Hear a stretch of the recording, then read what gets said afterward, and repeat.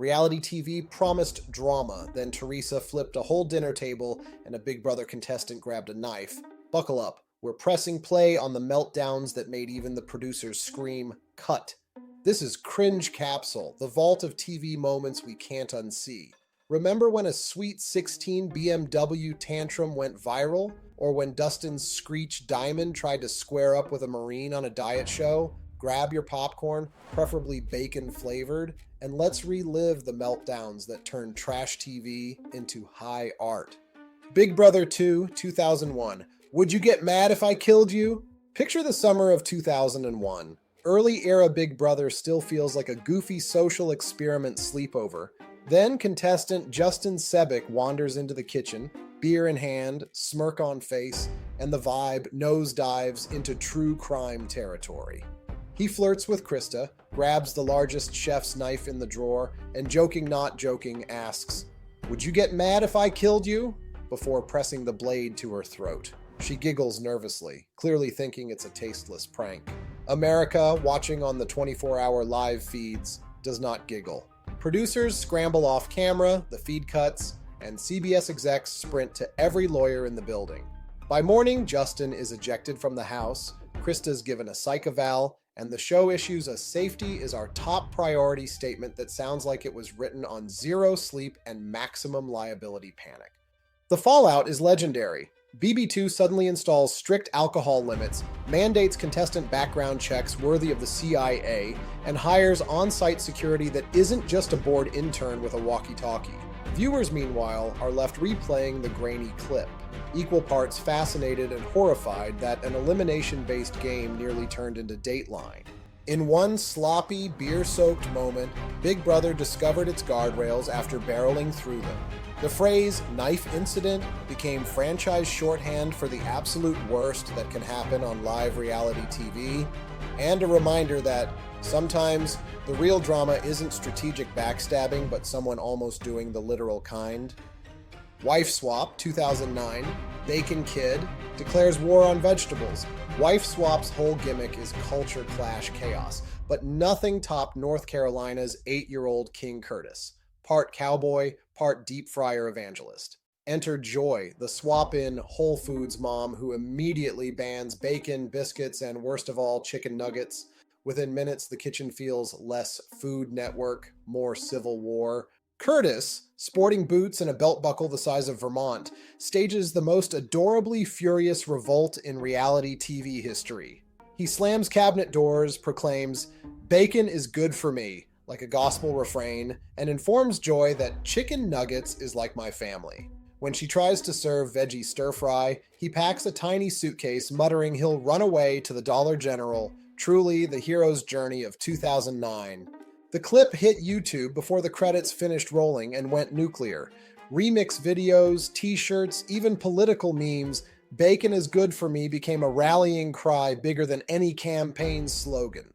Joy eventually caves, allowing one conciliatory strip of bacon. Curtis accepts this truce with the solemnity of a peace treaty, munching victoriously while side-eyeing the quinoa.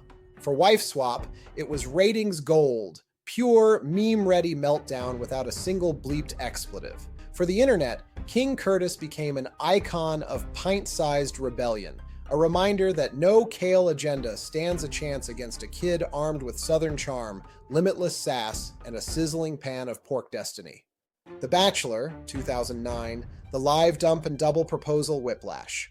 Season 13 looked wrapped. Single dad Jason Mesnick got down on one knee in New Zealand, slipped a Neil Lane rock on Melissa Rycroft's finger, and ABC rolled the fairy tale credits. Then came After the Final Rose, a victory lap special that detoured straight into daytime soap carnage. Live on set, Jason tells host Chris Harrison he's been conflicted. Translation, he spent 6 weeks replaying footage and realizing his heart is with runner-up Molly Mullaney. Melissa, still wearing the engagement ring and her cutest interview dress, sits beside him as he drops the bomb. "I think we're better as friends."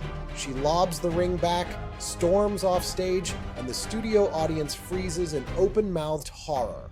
But the night's only half over. Producers usher Molly out, cameras still rolling. Jason's eyes well up, he spills a teary apology, and less than 20 minutes after dumping Melissa, asks Molly for a second chance. America collectively yells, "Dude, read the room!" Molly, shockingly composed, says yes. Chris Harrison sips the world's most awkward cup of coffee and calls it the most dramatic after the final rose ever, which is Bachelor speak for our ratings just detonated. The backlash is immediate. Viewers torch Jason on forums, tabloids crown him most hated Bachelor, and Melissa rebounds onto Dancing with the Stars like a phoenix in sequins. Yet plot twist, Jason and Molly actually marry, proving reality TV whiplash can sometimes stick the landing. Still, that chaotic couch breakup remains franchise folklore, a live televised lesson that happily ever after is never safe until every camera is off. My Super Sweet 16, 2005, Wrong Blue BMW Meltdown. MTV's My Super Sweet 16 lived on parental wallets and teenage entitlement, but Orange County's Ava pushed the formula into opera-level drama. Weeks before her bash, cameras captured her sparring with mom and dad over everything. Designer gown, venue, even which boutique she was allowed to enter. The real flashpoint? Wheels. Ava's heart was set on a white Range Rover, preferably bow-wrapped and paparazzi-ready. Her parents, exhausted by the attitude, kept hinting that if she didn't dial it back, the dream SUV might downsize to a BMW or disappear altogether. Cue birthday dinner showdown. Surrounded by lobster tails and equally nervous friends, Ava asks when she'll get her range. Dad calmly says, "We'll see how you behave," followed by mom's reminder that respect is a prerequisite for keys. Instant detonation, Ava bursts into mascara-streaked sobs, slams her napkin, and wails, "You're ruining my life." The restaurant goes library quiet while MTV cuts between stunned guests and waiters pretending to polish silverware. For 30 excruciating seconds, we witness a live case study in consequences meeting unreal expectations. Plot twist. Next morning, the driveway reveal happens anyway. A gleaming BMW and the coveted Range Rover. Because reality show parents apparently negotiate like hostage mediators. Ava squeals, crisis averted, and the episode stamps her forever as the poster child for 2000's luxury tantrum culture. Moral of the story: gratitude is optional when the producers need a finale roar of engine and entitlement. Celebrity Fit Club, 2007, Screech versus the Sergeant. VH1 Celebrity Fit Club promised wholesome weight loss camaraderie, until Dustin Screech Diamond stomped in wearing a chip the size of Bayside High. By week 3, Drill Sergeant Harvey Walden had the cast running laps. Dustin decided cardio was optional and attitude was mandatory. Cue the showdown. During a weigh-in, Harvey calls out Dustin's minimal progress. Screech fires back, blaming everyone from his teammates to the kitchen staff. Harvey tells him to quit whining and start working. Dustin, sweating more from rage than exercise, stands up, chest bumps the ex-Marine, and snarls, "I'll kick your Cameras catch producers lunging between them as Dustin keeps barking threats and flexing like a malfunctioning peacock mascot. The episode airs with every other word bleeped, turning the weigh-in into Morse code mayhem. Viewers are stunned. The dweeby kid from Saved by the Bell just tried to throw hands on a diet show.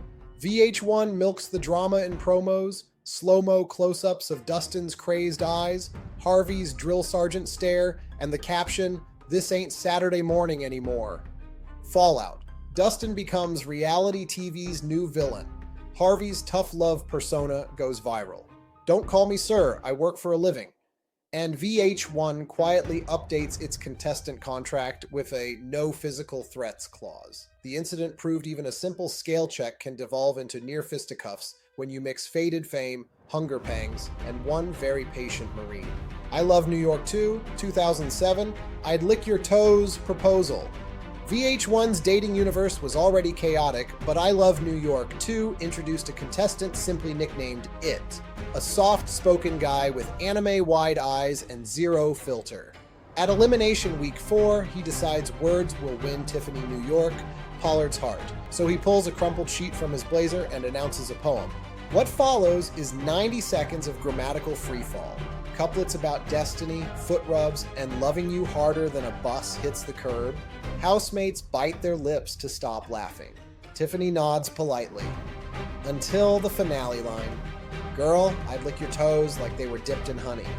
A record scratch you could hear from space. The camera cuts to her recoiling, eyes wide as if spiders just crawled out of the cue cards.